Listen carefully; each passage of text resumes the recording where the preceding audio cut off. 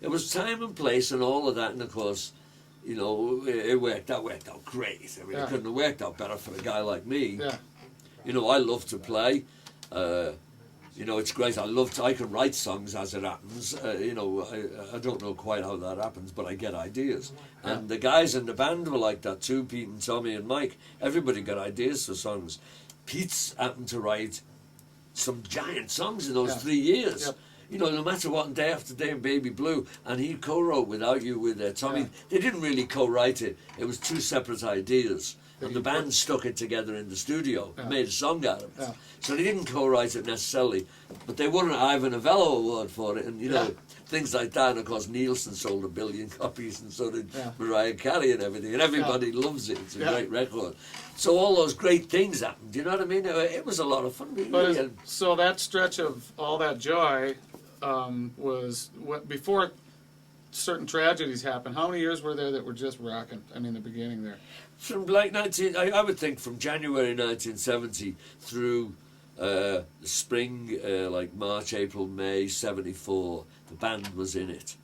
It was the band. So the band great... was in it. Yeah. It was a real band then. There weren't any leaders. It was 4 guys. We had the whole world in our hands. Everywhere we played sold out. And it was great. We didn't. It was just great. It was great. It was exactly what being in a band should be. And the great thing that you read about is that, and you've heard a million people say it since, oh my God, they sound like the Beatles.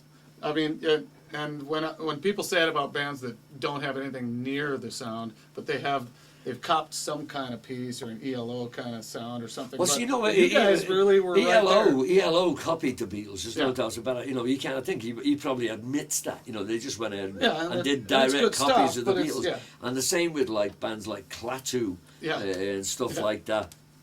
You know, it's like the Raspberries worked their ass off to become the archetypical American pop rock band. Yes. You know, they went exactly with that sound. I think the thing that made Badfinger different was this. We had no concept of what we sounded like. We had no idea. We didn't think we were very good. So we worked really hard at it all the time. Yeah. We'd all grown... Well, Tommy and I had grown up in Liverpool. I grew up a half a mile from John Lennon. I played on Penny Lane as a kid, and I learned to play the guitar at Pigeon's house, and he lived literally round the corner from Penny Lane.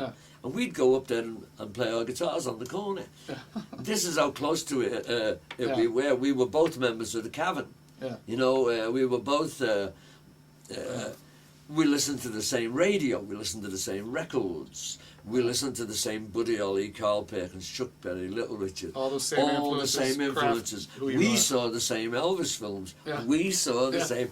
We grew up, probably went to the same bloody schools and stuff. That's where Tommy and I got it. I know that's where Tommy and I got it because that's what we experienced. And that's how we knew music. We also listened to the same Bing Crosby records, Frank Sinatra, Four Freshmen, you know, all the old American black and white movies and movie stars and musicals, Irving Berlin. We learned all that song. You heard on the Beatles' first records how they did songs like Till There Was You. You know, things like that. And his influences. So if we sounded like the Beatles, it was more because of that than any kind of conscious. Or let's sound like the Beatles. You know, of course, we loved the Beatles like anybody else. And we had that influence too. But that had to be, I mean, that had to be unbelievable excitement to be involved in All Things Must Pass, Imagine, you know, all those things. Give me some cool little anecdotes of the experiences of working on. Well, it was first of all, it was great to be asked to do it. It was easy to do. There were great stars in the studio all the time. Eric Clapton would come. Ringo would show up. Alan White was there. Derek and the Dominoes would all show up. Billy Preston would come and play.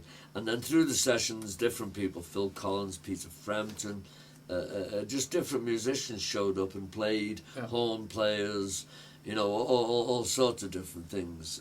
Synthesizer magicians, Jim Gordon, Just a quite a circle. boatload of musicians. The great thing about the big stars, and I've told this story hundreds of times, thousands of times, was seeing George Harrison drive up in his Mini by himself, Yeah. with no roadies and no entourage and no people in suits with him and no bodyguards or anything else. He'd drive up, park his car, and then he'd get out and he'd go to his own fucking trunk and get his own guitar and his own Come amp, walking in. yeah, and lug it into the studio himself and plug it in himself. Yeah. They didn't have roadies with them. Nobody brought roadies, man. You brought your own gear. Yeah. Eric Clapton would drive up in his little car, Yeah. get his little guitar out, and his little amp would come in and plug it. And he'd be saying, "Have you got any seconds? Have I'd be asking for strings. Have you got any spare strings? And have you got any picks?" In other words, it was really like a bunch of musicians, and they'd all got famous. All these people were really famous, but they were still musicians, and they still lived down the road and drank a cup of tea just like you and me. It was exactly the same, and that was the thing that impressed me most. And apart from Phil Spector's drunkenness, which was He was the only one? Was as legend. He was the only one in the studio drunk. Was that without a doubt? Without a doubt. Really? There wasn't any drinking. But he still going on. performed? It would still be Phil Spector, there's no doubt about it. He'd be lying on the floor drunk, shouting at people, but he would still play you a 2-track mix, stereo mix with all the echoes. Yeah. He wouldn't run the 24-track multi-track because the more you run the tape, the tape it degenerates. Yeah. The more you use it, so he would only use it to make masters, Yeah. So he was great. He was Phil Spector, and of course we all thought he was absolutely brilliant. But man, could he drink? My God! So it was all very exciting. It was all really nice, and it all happened really quite by accident. And fast? Did it seem fast as it occurred, or did it seem? No, it wasn't fast. I started playing around Liverpool when I was 16 years old. By the time we did.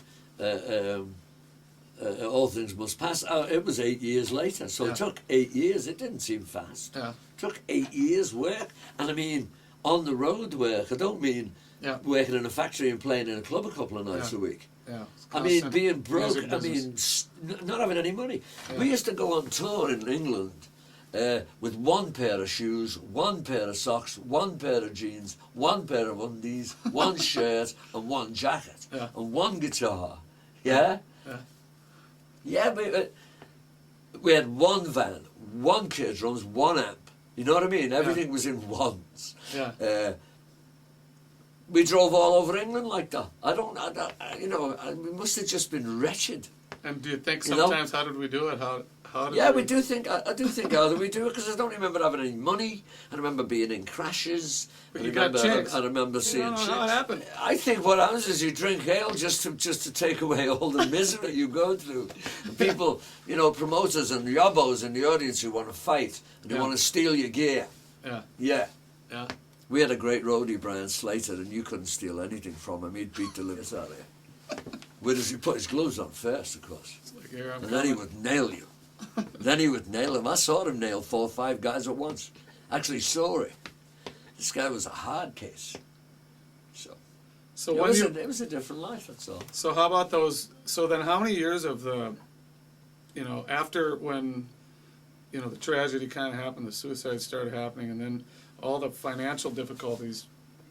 Was it still fun in and out of there to do any music, or was part of it just like, oh my God, was there still good doing the music business in that stretch? It was good. I hated the music business. I still do. The suits haven't changed. Yeah. They still run everything. They still take all the money and everything. They still feel like they're responsible for the world and the way it is. And of course they are, But they're responsible for all the bad things as well. Yeah. So the suits, for me, they get nothing from me. They get nothing. So then now coming to times when you're doing your independent stuff, doing your own things, doing your own albums. I don't deal with them. So now is this more enjoyable at this, in some ways? No, it's not more enjoyable than being on the road when you're 20. Are you out of your mind? Everything's more enjoyable when you're in your 20s, man. But everybody just takes their 20s. The 20s are like a lost decade for everybody, aren't they? Everybody in the world that I ever met took their 20s and threw them away. just jerked off and partied and had the time of their